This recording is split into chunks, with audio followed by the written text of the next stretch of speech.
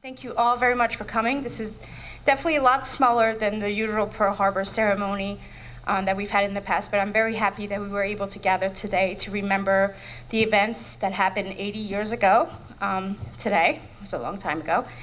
Before we start, I'd like you all to stand for the Pledge of Allegiance and remain standing for the national anthem.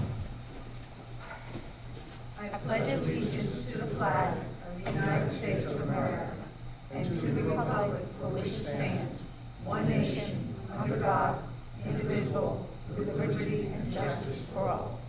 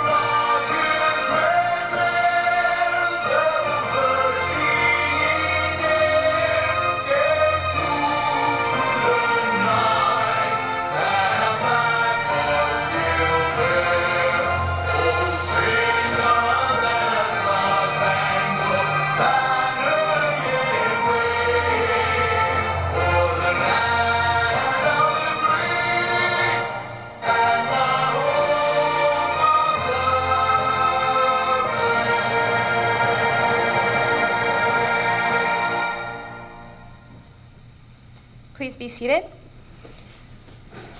Once again, welcome everyone. For those of you who do not know me, my name is Anna Feltz, and I am the manager of Silver Linings at Old Bridge.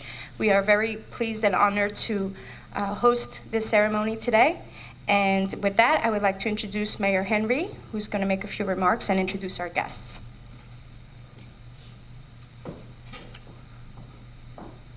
Thank you, Anna. Good morning, everyone. Let me get some housekeeping out of the way. First of all, let me thank everyone who's joining us here this morning. Council members, thank you. Department heads, acting chief of police, our VFWs, thank yous. We have a senator, we have Senator Thompson and Senator Clifton. Thank you for being here this morning.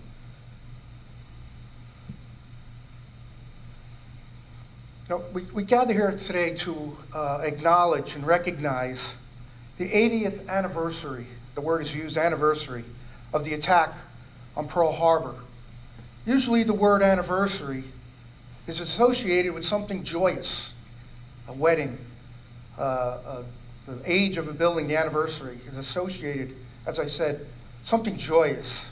In this case, it signifies something terrible, something heinous, something we think as unthinkable. 2021 also held the unfortunate distinction of marking the 20th, as we say, anniversary of the 9/11 attacks.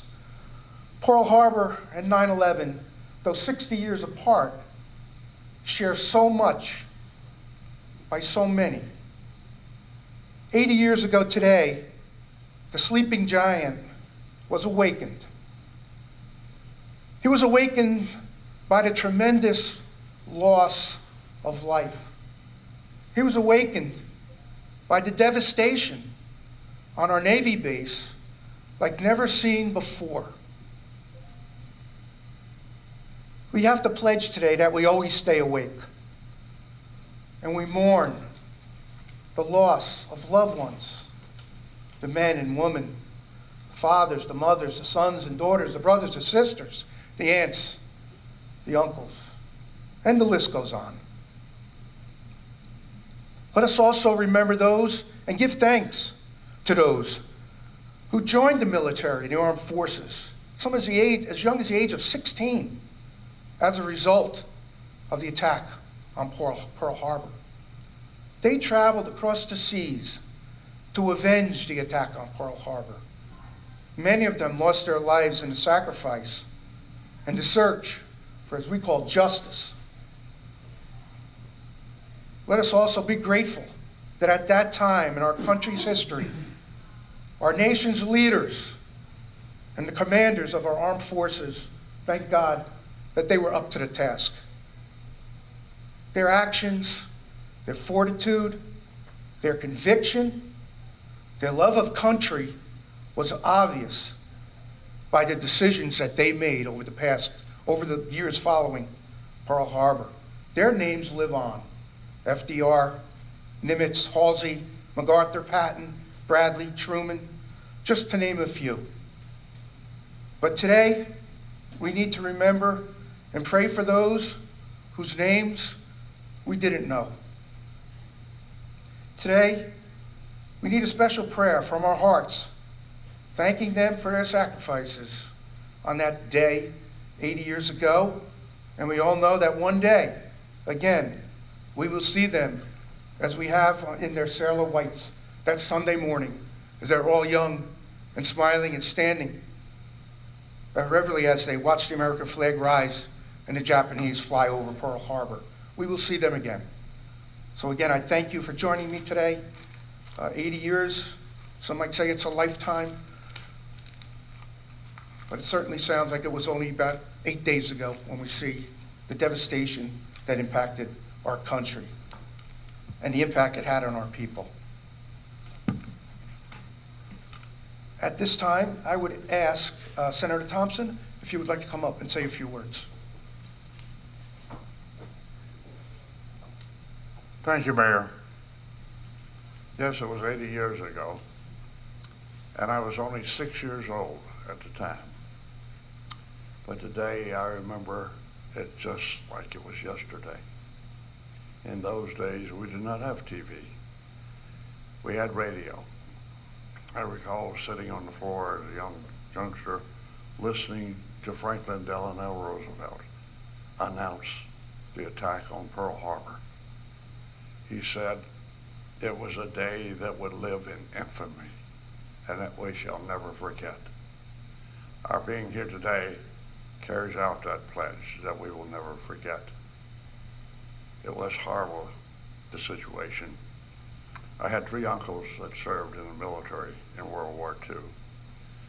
And again,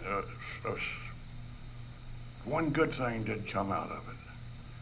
Our country came together like never before in history.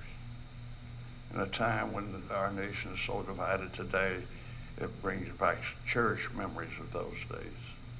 But we will never forget those that served, those that lost their lives at Pearl Harbor, and those that continue to serve today. Thank you.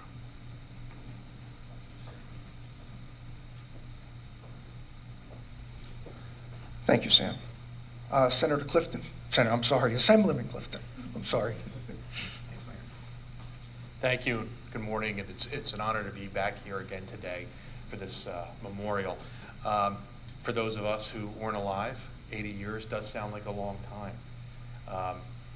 And NBC News, I believe it was yesterday, interviewed 5 men who were at Pearl Harbor during the attack, who had served on various ships. And they asked one of them who had served on the Oklahoma, as they looked out over the harbor, he goes, when you look at the harbor now, what do you see? He goes, I only see smoke from the Arizona. He goes, no matter how many times I come back, that's all I see. They asked another sailor, he said, it's been 80 years. Japan's an ally. Do you forgive? And he says, I can't. That's how deeply ingrained it is. And the reporter said, well, one of your fellow service members sitting here was born in Japan, was interred after the attack, then when he was released from the internment, joined the Army, went to the Pacific and fought the Japanese. How do you feel? You can't forgive Japan. He goes, I can't forgive the Japanese government, but that man is my brother because we fought together in the Pacific. It doesn't matter where he was born. He came to America. He became an American. He chose America, and he chose to defend America at its time of greatest need. So it is truly the greatest generation. It is important that whether it's 80 years or, as the mayor said, 8 days ago, we remember Pearl Harbor every year. It is that important to our country. As the senator said, it was a event that unified America like never before. It showed the greatness of America. We rose and became a world power because of that event. It put us in a place in the world that we are now in a position that we must never relent. We must always be that moral force in the world, and it's because of those brave men and women who gave their lives beginning 80 years ago. So thank you, Mayor, members of the council, for allowing me to be here today. Thank you, veterans.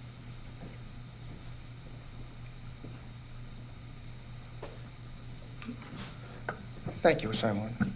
I'd like to acknowledge some of our dignitaries here from the VFW post.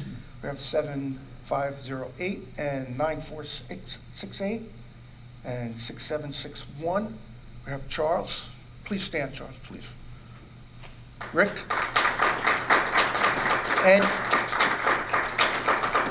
Tammy. And Tim. Thank you, guys.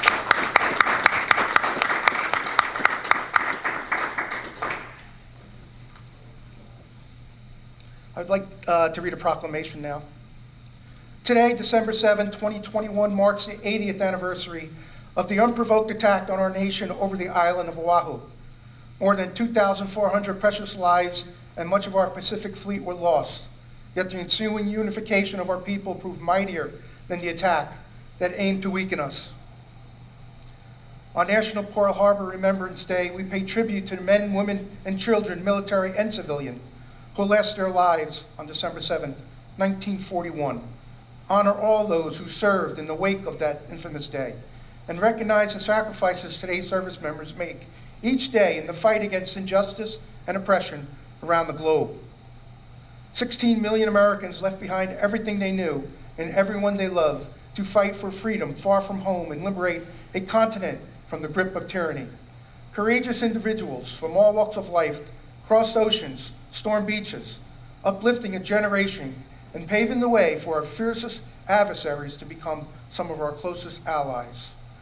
Together, our greatest generation overcame the Great Depression and built the largest middle class and strongest economy in history. Today, with solemn pride and reverence, let us remember those who fought and died at Pearl Harbor, acknowledge everyone who carried their legacy forward, and reaffirm our commitment to upholding the ideals for which they serve. Because of their extraordinary valor, America emerged from this test, as we always do, stronger than ever before. 80 years after the attack, the people of the United States owe a tremendous debt of gratitude to all members of our armed forces who served at Pearl Harbor and many in the conflicts that followed in all other battles of World War II. Their dedication and sacrifice will never be forgotten. We stand as a nation dedicated to affirming the inherent dignity of every person. On this day, let us honor the memory of all who gave their lives, and let us resolve to uphold the principles and values of our country, for which generations of brave men and women have fought and sacrificed. Now therefore, I, Owen Henry, Mayor of the Township of Old Bridge, County of Middlesex, State of New Jersey, together with the Town Council, do hereby proclaim December 7th, 2021, as National Pearl Harbor Remembrance Day, and call upon all citizens to observe this solemn day of remembrance to honor our military, past and present, with appropriate ceremonies and activities to honor those patriots who died as a result of the sacrifice at Pearl Harbor. Thank you. And I believe we're going to take the wreath outside. Matt, if you would assist, and anyone wanting to join us outside as we place the wreath. Of course. Hello, Anita. How are you? Here we go. Will the VFW members please join us? A moment of silence. He told you. He's coming. What's up, Cammy? How are you, man? Good.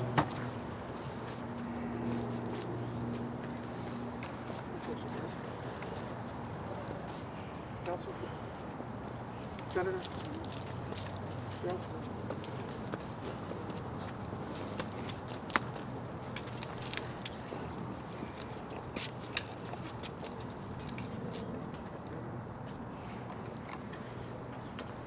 Tim, can you go in just a little bit? Thank you. We're good. Thank you. Everyone, please, a moment of silence.